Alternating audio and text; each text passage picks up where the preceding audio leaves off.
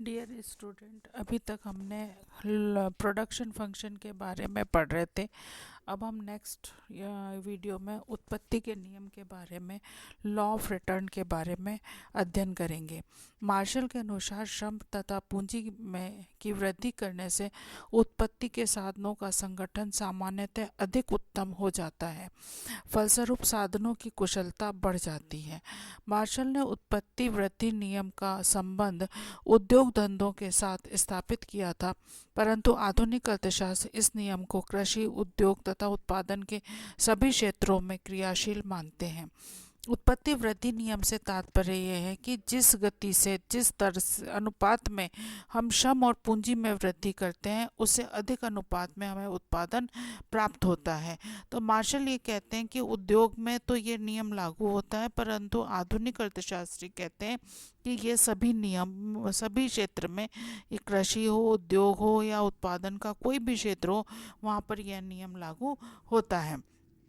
Shrimati John Robinson, जो कि आधुनिक अर्थशास्त्री हैं, उन्होंने कहा कि जब उत्पादन में किसी साधन की मात्रा को बढ़ाया जाता है, तब प्राय यह होता है कि उत्पादन के साधनों के संगठन में सुधार आ जाते हैं और उत्पत्ति के साधनों की कार्यकुशलता बढ़ जाती है। ऐसी स्थिति में उत्पादन को बढ़ाने के लिए साधनों की भौतिक मात्रा में आनुपातिक वृद्धि करने की आवश्यकता नहीं होती है।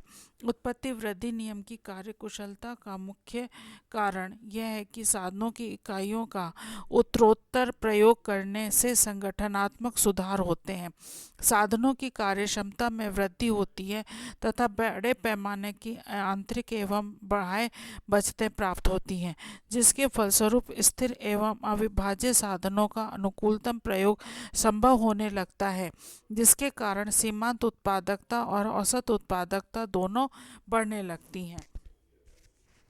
कहने का अर्थ यह है कि जैसे जैसे हम उत्पादन के साधनों में वृद्धि करते हैं, वैसे वैसे सीमांत उत्पादन और औसत उत्पादन दोनों बढ़ता है। आप इस सारणी में देखिए कि टोटल प्रोडक्शन बढ़ रहा है, उसी तरह से एवरेज प्रोडक्शन और मार्जिनल प्रोडक्शन में भी वृद्धि हो रही है। चित्र में आपको स्पष्ट होगा कि मार्जिनल प्रोडक्शन और एवरेज प्रोडक्शन, जैसे जैसे हम परिवर्तनशील साधनों में वृद्धि कर रहे हैं, वैसे वैसे उत्पादन में भी वृद्धि हो रही है। बढ़ते प्रतिफल नियम में जब औसत उत्पादन बढ़ता है और सीमांत उत्पादन बढ़ता है, तो उससे तेजी से बढ़ता है, लागतें भी उसमें कम होती हैं। औसत लागत और सीमांत लागत अधिक तेजी से गिरने लगती हैं। उत्पत्ति वृद्धि नियम, आप इस चित्र में देखिए कि औसत लागत और सीमांत लागत दोनों गिर रही हैं। उत्पत्ति वृद्धि नियम की क्रियाशीलता के कारण स्थिर साधन और स्थिर साधनों की लागतें भी स्थिर होती हैं। लागत स्थिर होने पर उत्पत्ति वृद्धि प्रति इकाई औसत लागत भी कम करेगी। फलस्वरूप यह नियम क्रियाशील होता है। साधनों की अविभाज्यता, इस नियम के क्रियाशील होने के कारण इस कारण की ओर श्रीमती जॉन रॉबिन्सन ने ध्यान आकर्षित किया कि उनके अनुसार कुछ उत्पत्ति साधन इस प्रकार की प्रकृति के होते हैं, उनकी आवश्यकता अनुसार विभाजन नहीं किया जा सकता। ऐसे साधनों को प्रारंभ से ही निश्चित मात्रा में प्रयोग करना पड़ता है। बड़े उपकरण, इंजीनियरिंग आदि ऐसे उत्पत्ति के साधनों के उदाहरण हैं। जैसे मान लीजिए कि आपने कोई मशीन लगाई जो 50 मीटर कपड़ा प्रतिदिन बनाती है, परंतु आप शुरू में 50 मीटर नहीं बना रहे, आप 10 मीटर बना रहे हैं। तो जैसे जैसे आप उत्पादन के साधनों में वृद्धि करेंगे, वैसे वैसे उस मशीन का तो अविभाज्यता है ना, तो आप 50 मीटर तक कपड़ा बनाएंगे तो आपको लागत कम आएगी और उत्पत्ति वृद्धि नियम लागू होगा। साधनों की अविभाज्यता, उत्पादन के साधनों की एक सीमा के बाद ज़्यादा विभाजन करना संभव नहीं होता, इसलिए इस सीमा के बाद जो साधन लगते हैं उसे उत्पादन कम मिलता है। साधनों की स्थिरता, उत्पत्ति एक समय के बाद परिवर्तनशील साधनों की मात्रा स्थिर साधनों की तुलना में ज़्यादा हो जाती है, जिससे प्रति इकाई लागतें बढ़ने लगती हैं। उत्पत्ति वृद्धि नियम की सीमाएं। इस नियम का प्रत्येक स्थिति में लागू होना जरूरी नहीं है।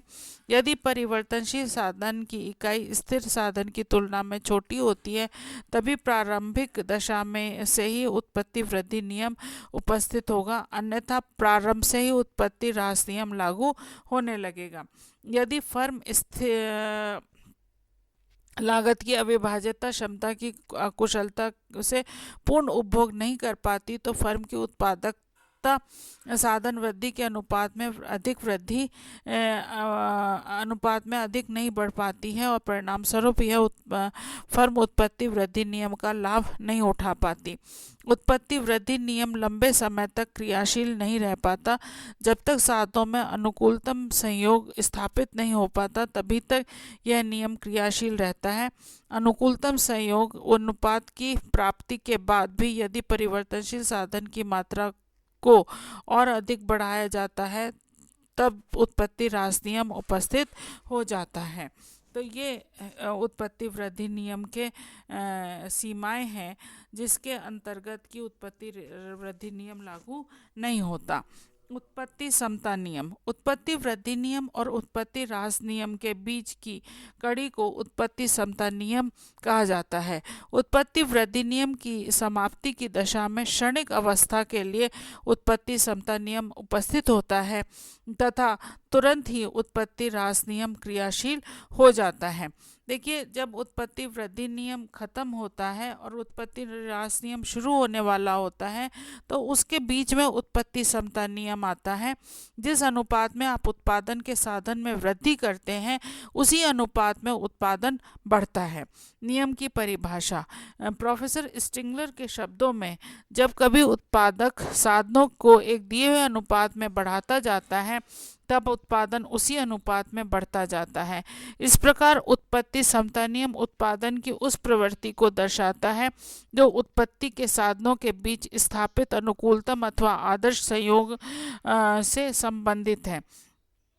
इस नियम के अनुसार जैसे जैसे हम परिवर्तनशील साधन की मात्रा में वृद्धि करते हैं, कुल उत्पादकता उसी अनुपात में बढ़ती है जिस अनुपात में हम साधनों को बढ़ाते हैं। इस प्रकार उत्पत्ति समता नियम में औसत उत्पादकता और सीमांत उत्पादकता एक ही बिंदु पर बराबर पाए जाते हैं, किंतु उत्पत्ति समता नियम की क्रियाशीलता की यह प्रवृत्ति मात्र एक क्षणिक प्रवृत्ति होती है। तो इसे क्या कहते हैं? उत्पत्ति समता नियम कहते हैं। और इसके बाद आता है कुल उत्पादकता 30, 60, 90, 120, 150, 180 और औसत उत्पादन और सीमांत उत्पादन आप देखिए दोनों बराबर हैं, 30-30 है। और चित्र द्वारा हम इसे स्पष्ट भी कर सकते हैं कि जैसे जैसे हम उत्पादन के जिस अनुपात में हम उत्पादन के साधनों में वृद्धि कर रहे हैं, एक्स में उत्पादन के साधनों में वृद्धि हो रही है और वाई एक्सिस पर उत्पादन है जो कि average production is equal to marginal production, दोनों ही बराबर की स्थिति में पाए जाते हैं। तो ये उत्पत्ति समता नियम कहलाता है। और इसी को यदि हम लागत की दृष्टि से देखें तो लागत में भी उत्पत्ति समता नियम में लागत समान रहती हैं। एवरेज कॉस्ट और मार्जिनल कॉस्ट हमेशा बराबर रहती है। परिवर्तनशील साधन एक्स एक्सिस पर हैं और औसत लागत और सीमांत लागत वाई एक्सिस पर है। तो दोनों आप देखिए कि ये हमेशा समान रहते हैं। तो औसत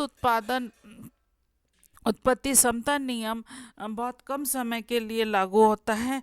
दोनों स्थितियाँ, चाहे उत्पत्ति वृद्धि नियम हो और उत्पत्ति ह्रास नियम हो, उन दोनों के बीच की स्थिति पाई जाती है।